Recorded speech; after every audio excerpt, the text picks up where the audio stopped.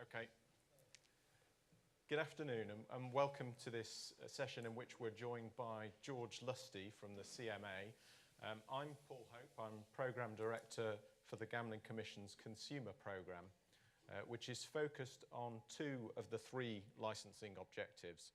So it's partly about protecting consumers from gambling-related harm, and it's partly about making sure that gambling is conducted in a way that's fair and open. In some ways, I think the two overlap. So, for example, where terms make it difficult for players to withdraw funds, this session is focused on unfair terms. We expect operators to treat consumers fairly at every stage of the consumer journey, and we've raised concerns in this area in recent years. We did so in our 2015 social responsibility consultation, where we strengthened some of our requirements as a result. Messages in Sarah Harrison's speeches over the years have urged operators to raise standards and to treat consumers fairly. As Sarah said earlier, recent figures suggest that nearly a quarter of those who gamble felt that they'd experienced unfair terms and conditions. That's bad for consumers, obviously. The consequences are also bad for businesses. Again, as Sarah said, only 34% of people more generally believe that gambling is fair and can be trusted. That's not an environment that's suitable for sustainable growth. So we want to see change, and we haven't seen enough of it yet. Operators, we think, need to do more and at a faster pace to drive improvements. With that firmly in mind, we embarked on a joint programme of work with the CMA to tackle fairness issues in the online sector. As part of that, we've been supporting the CMA in its investigation, so I'm very pleased to welcome George, who's going to update you on that work.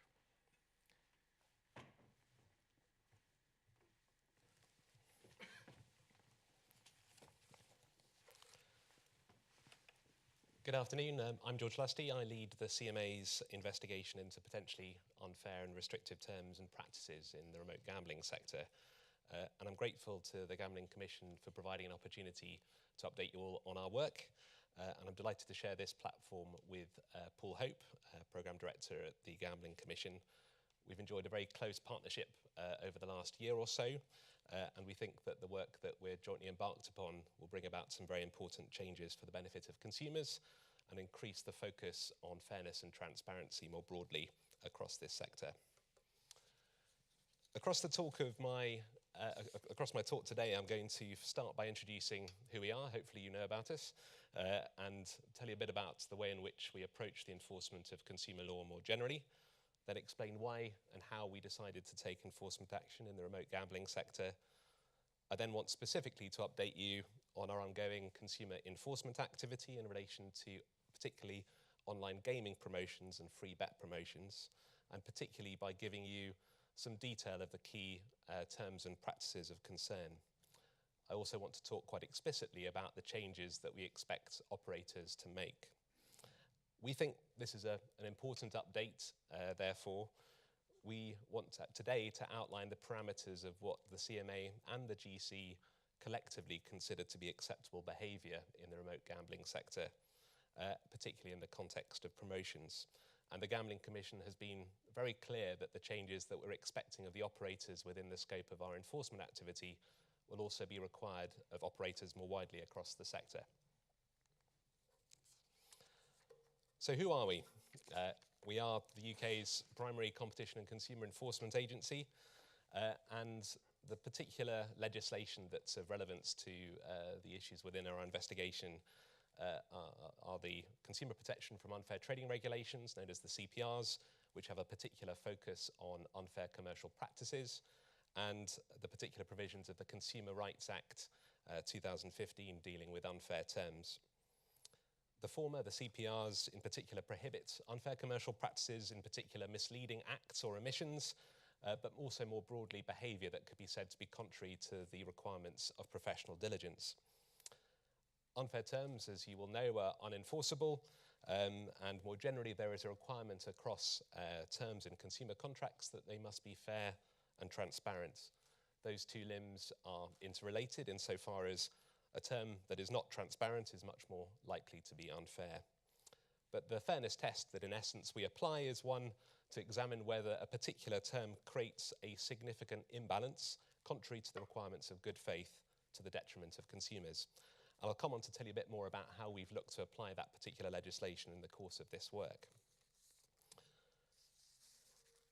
I'd also like to start by something that is hopefully obvious to you all, which is that any assessment of how consumer law applies must take account of the prevailing market context and also the nature of consumers' behaviour, different consumer groups, and the interactions that they have in different environments. When I introduced the legislation just now, I talked about two particular terms, the requirement of good faith and professional diligence. And those are standards which the CMA considers must be informed by the prevailing market context, and all of the operators in the room operate within a clear licensing regime with prescribed standards of behaviour. We think that these frame appropriately what is expected of operators when they're assessing their compliance with consumer law in this area. And I've picked out a few key aspects of the prevailing licensing regime, which I'd like to briefly refer to now and which I'll touch on again when I come to talk about some of our key concerns.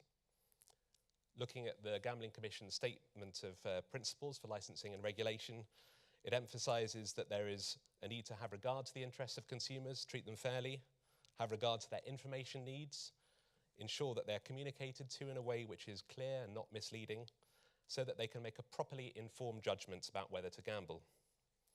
Looking at the LCCPs, and in particular the provisions that relate to the offer of incentive schemes, bonuses, there's a very explicit reference to the fact that neither the receipt or the value or the amount of the benefit of a bonus is dependent on a consumer gambling for a predetermined length of time.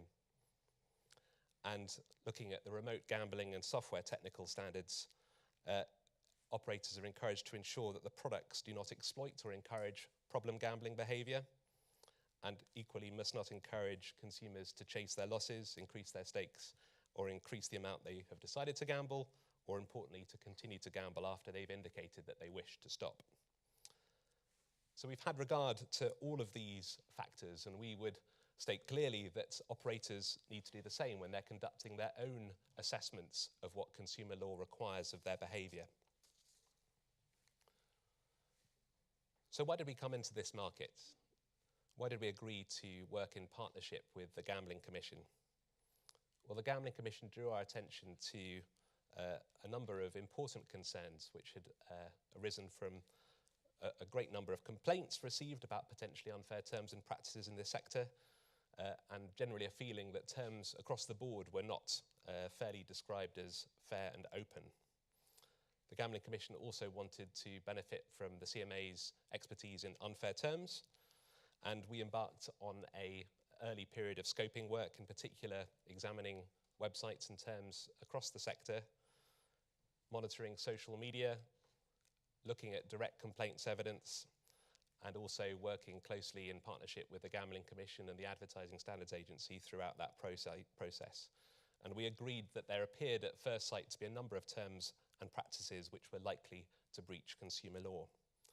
In particular, there seemed to us to be a number of terms which imposed significant restrictions on consumers' own deposited funds. There were terms which appeared to offer operators a very broad discretion to exercise judgment contrary to the interests of consumers, and also to apply sanctions which we viewed as disproportionate. We then considered whether the use of our markets powers or direct consumer enforcement action were most appropriate. This is not a case where we've decided that we need to write a long market report. Rather, we saw evidence of clear, to us, breaches of consumer law, and therefore there was a very compelling case to move directly to the use of our enforcement powers under the Enterprise Act. As part of that, the CMA can proceed through court to obtain an order stopping the behaviour of a particular firm, or, if possible, to accept appropriate undertakings which resolve the matter. We were particularly focused on the nature of interactions within the remote, the online sector. and that these are very different in their nature from a one-off stake placed in a betting shop. Customers would typically open an account, deposit funds, and then engage in a series of interactions with the operator's systems and software, and would encounter certain restrictions imposed through terms in a very different way, therefore. And we are particularly focused on that aspect of behaviour in our investigation, and how restrictive terms within an online environment can affect the ability to withdraw, but also the fundamental gameplay strategies that consumers can participate in. We've also had a particular focus on promotions.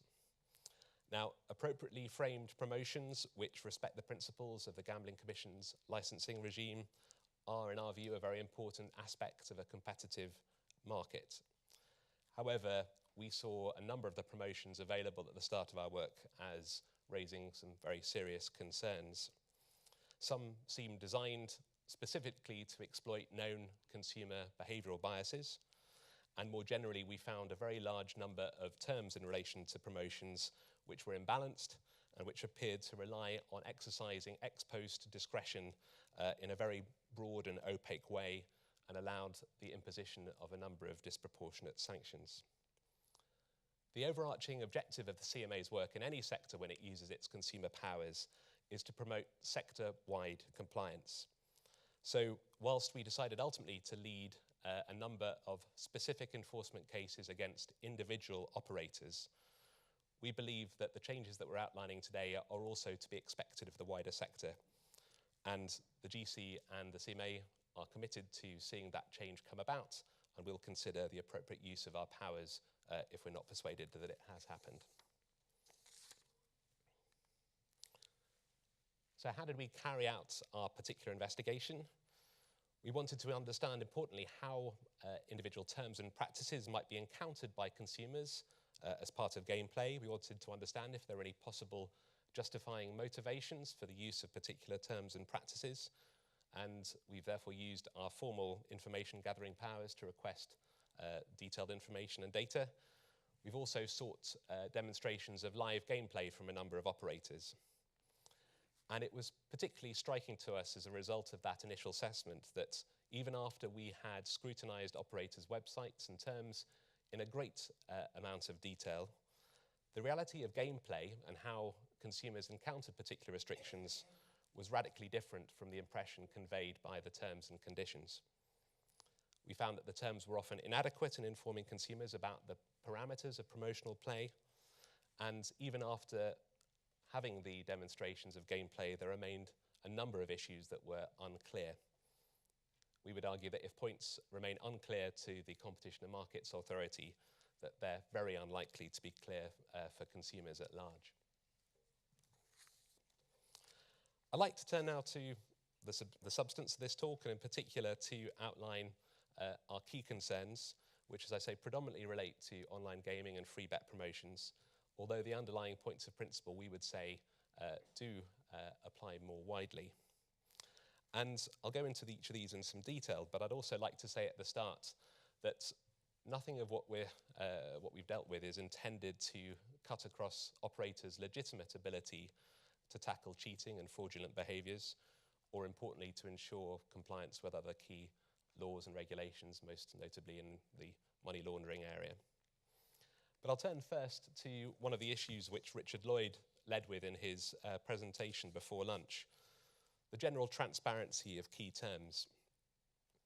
When looking at the terms and conditions applying to promotions, there appear to be a number of them that have very significant consequences for consumers. And we found generally that these key conditions were being communicated inadequately. Some of them had important consequences, as I've said. For example, one of the key issues that we've encountered is that customers' winnings generated from their own deposit funds cannot be withdrawn until wagering requirements are met. That was rarely explained clearly or prominently to consumers.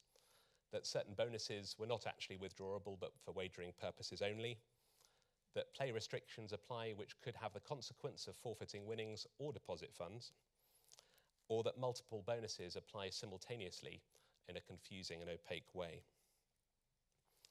The consequence of that, in our mind, is that consumers cannot properly evaluate the deal on offer to decide whether or not they take it up, contrary to the statement of principle that I flagged in the earlier slides.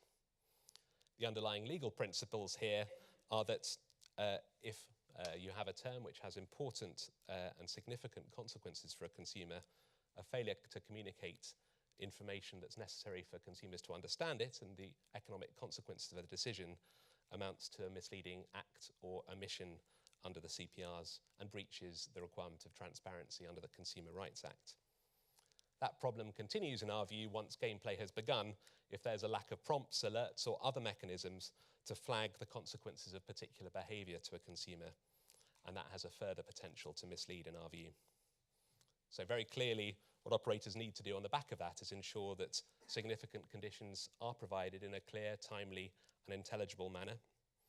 They must be unambiguous and prominent in the adverts for particular offers and with their headline offers and on all landing pages and sign-ups. And importantly, all of the terms and conditions relating to promotion must be accessible and remain accessible within a single click.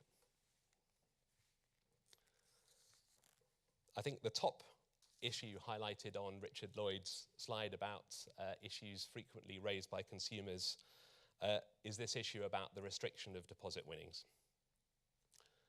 We've encountered this as a very common feature of online gaming promotions, that consumers are prevented from accessing winnings generated from their own money until the terms of the promotion are met. It's in some cases expressed just quite simply as a prohibition on restriction. In other cases, it's less clear because effectively deposit and bonus funds are commingled in a pot, and then there is a restriction on withdrawing winnings generated from that consolidated pot. We think such a restriction is both substantively unfair under the Consumer Rights Act and an unfair practice contrary to the CPRs. The starting point of that analysis is that consumers are legally entitled to their winnings as an enforceable debt, so that any particular term that prevents or restricts withdrawal of winnings raises fairness issues to begin with. Then making withdrawal conditional on satisfying wagering restrictions must amount to a significant restriction, in particular given the impact of repeated wagering on average return to player rates.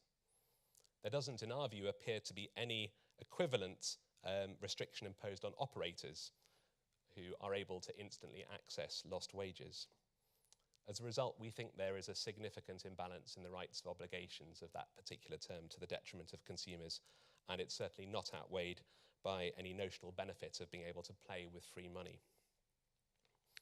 In fact, we think it's particularly difficult for consumers to be able to properly assess the risk inherent within the promotion. Consumers are being asked to risk an unknown amount of potential deposit winnings in return for the benefit of playing with bonus funds, and we think the value of that opportunity cannot readily be assessed.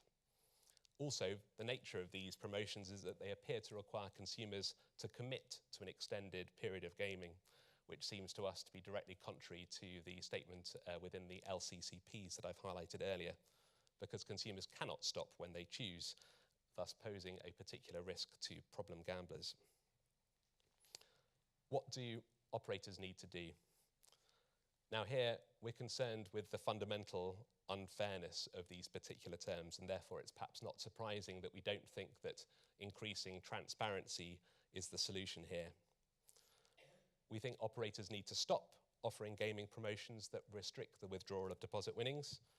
They must ensure that their terms clearly articulate the right to withdraw and ensure at all times that consumers can distinguish between play with restricted and unrestricted funds. Now, a connected issue is the issue of being able to withdraw unspent deposit funds. And it strikes us that some operators are particularly managing their commercial exposure from offering bonus funds by looking to place restrictions on withdrawing unspent deposits. These might amount to an express prohibition on withdrawing those funds, or an indirect restriction where a customer's deposit is used to purchase a fund, which is then in turn subject to withdrawal restrictions. As I say, it stems from the same concern as I highlighted on the previous slide, that it places consumers in a worse position than that would apply under the ordinary law. Consumers retain a proprietary right in their deposited funds until the point a bet is made. They're not obliged to place a wager. Disturbing that position, we say, creates a significant imbalance in the rights and obligations of the parties to the detriment of the consumer. We think such terms are contrary to the requirements of good faith that I highlighted earlier. They contravene the principles of due diligence and are unfair. And that's informed by the fact that these terms fail to respect consumers' legitimate interest in stopping play at the time of their choice, which, as I've highlighted, is contrary to the licensing regime and being able to access the balance of their funds. To us, there doesn't seem to be any legitimate justification for this behaviour. So, what do operators need to do? We say that they need to stop imposing such restrictions on withdrawing unspent deposit funds and clearly articulate the right to withdraw. Importantly, the point that I mentioned on the last slide, that ability to be able to distinguish between restricted and unrestricted funds is equally applicable here. Alongside our concern that significant conditions are not adequately communicated, which was the first issue that I flagged earlier, we're also concerned with the substantive fairness and transparency of some specific terms which are common in online gaming promotions, which purport to impose restrictions on particular types of gameplay. So more specific examples of this include a prohibition on exceeding a particular maximum bet size, or otherwise behaving in what's more nebulously described as a low-risk betting strategy, or behaviour that an operator deems to amount to an abuse of a particular promotion. The consequences of violating one of these play restrictions can be quite severe for the consumer, which might involve the forfeiture of their winnings or unspent deposit funds. However, frequently there is nothing actually to stop consumers from breaching those purported restrictions. They can go ahead, in practice, exceed those thresholds, engage in behaviour, spending not only bonus funds but often their free money, and be told at the end of that process that what they've done is counter to a play restriction. And we do have a particular concern if this does apply to consumers' deposited funds, as seems commonly to be the case. They look, therefore, to sanction play that would otherwise be permitted outside the promotion. And the underlying legal principle here is similar to the ones I've already mentioned, that the winnings constitute an enforceable debt, and any terms that seek to legally reserve an operator's liability until some later assessments are imbalanced. They appear to offer a very broad area of discretion to operators, and the nature of the sanctions that they impose are unfair. Now, I've highlighted already that we're not talking about terms that seek legitimately to protect and shield operators from fraudulent or cheating behaviours, the use of multiple accounts, for example. We're talking about those that actually purport to outlaw certain play strategies, how a consumer engages in their consumer journey with a website. And we say particularly that where that engages their own funds, that has a great deal of potential to be unfair. What do operators need to do, therefore? They need to ensure very clearly that play restrictions do not apply to deposit funds, unless specifically invalid wagers can be prevented. It goes without saying that the points of principle I've already mentioned in relation to deposit winnings and deposits must be respected in any event. Customers must be able to access those funds. And all prohibited types of play must be articulated. There can't be any reserving of broad discretion.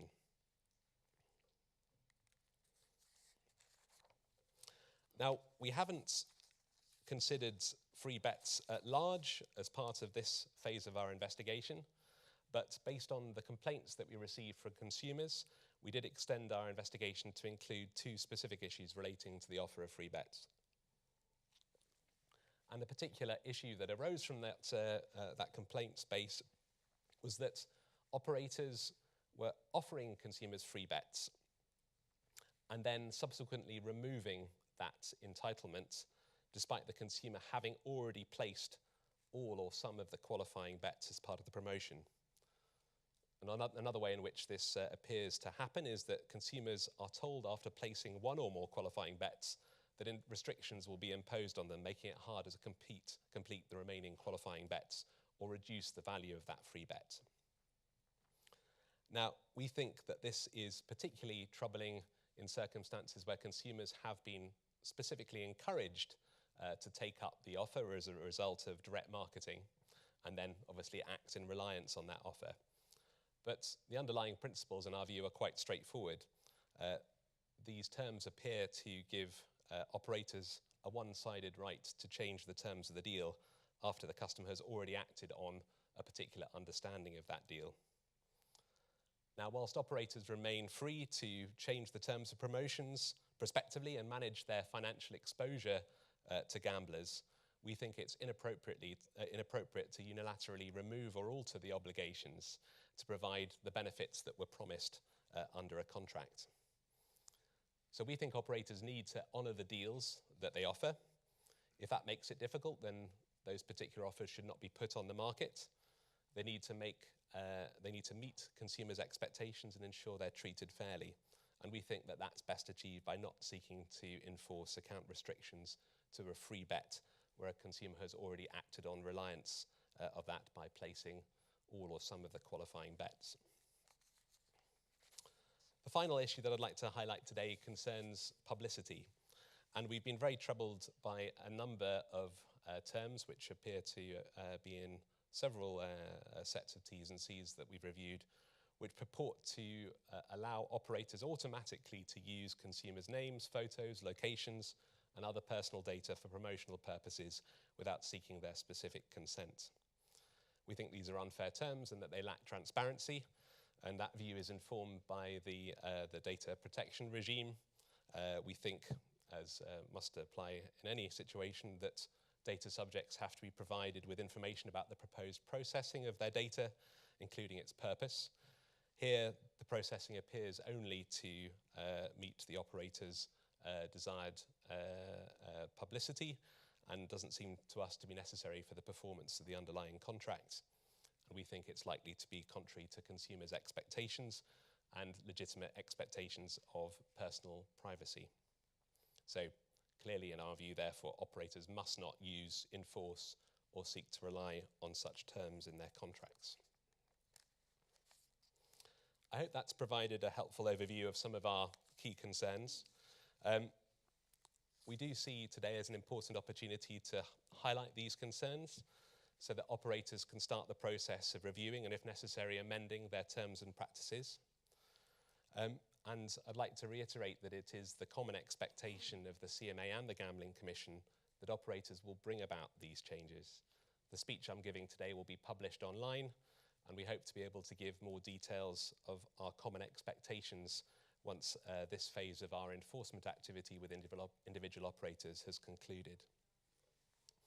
We think it's particularly important that operators review their terms and practices more broadly for compliance with consumer law. All of the tenor of the earlier presentations today shows that that's not only good sense if you want to avoid us knocking at your door, but will be good for your businesses as well. And after this round of enforcement activity is complete, the CMA intends to continue to feed into this joint programme of work with the Gambling Commission. We've benefited throughout this investigation from a very close degree of cooperation with the Gambling Commission. We've had a memorandum of understanding in place since the early weeks of our investigation and have been sharing information with each other to the fullest extent of our powers, building on the Gambling Commission's expertise in these markets and hopefully contributing our own in the assessment of unfair and misleading terms and the enforcement of consumer law more generally. We want to support the Gambling Commission's ambitious and appropriate forward-looking strategy and its future enforcement and compliance work, and in particular by helping the Gambling Commission in identifying and remedying unfair terms and practices as part of that work. I'd like to briefly mention before I follow that we have got a separate work strand which examines a broader set of restrictions which consumers encounter when they attempt to withdraw funds more generally from their online accounts. In that context, we're looking at particular terms which appear to impose minimum withdrawal limits, other terms relating to dormancy, and anything that in our view appears to make it inappropriately difficult for consumers to access money that is legally theirs. We're still scoping that work and contemplating further enforcement activity in the new year alongside other enforcement options. I hope that's been helpful, and I'll pass you back to Paul to tell you a bit more about what the Gambling Commission has planned going forward.